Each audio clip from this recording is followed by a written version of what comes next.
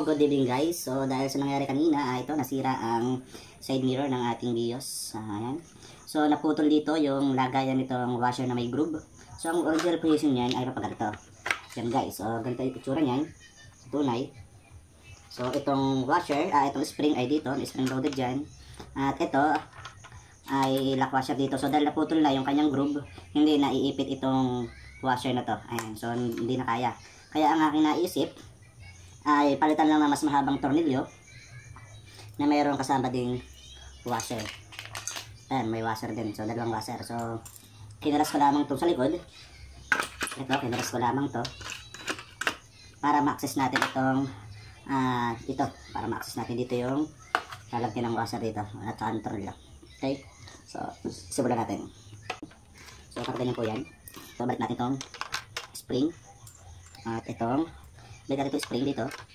Tapos yung washer na. So pag na-insert natin dito yung yung tornilyo mahaba, ito ay mga 2 inch yung haba, 2 inch yung ginamit ko.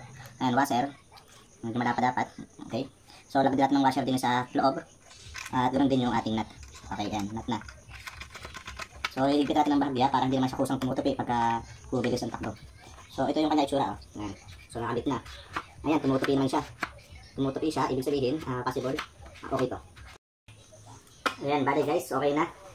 Nilagyan natin siya ng 2 inch na stainless sa tornilyo plus washer na medyo malapad.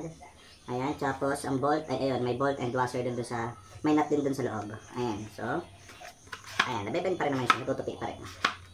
So, ngayon po ay ibabalik na natin yung ibang mga parts. Dito, ito yung kabitan ng side mirror.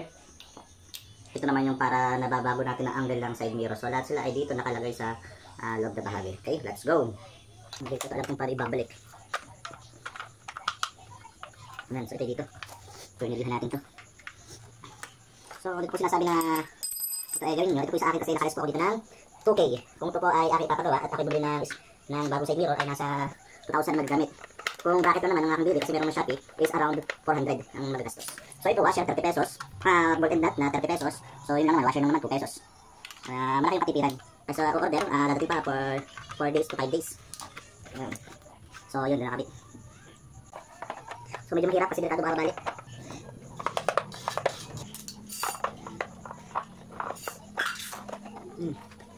Yan na, taran.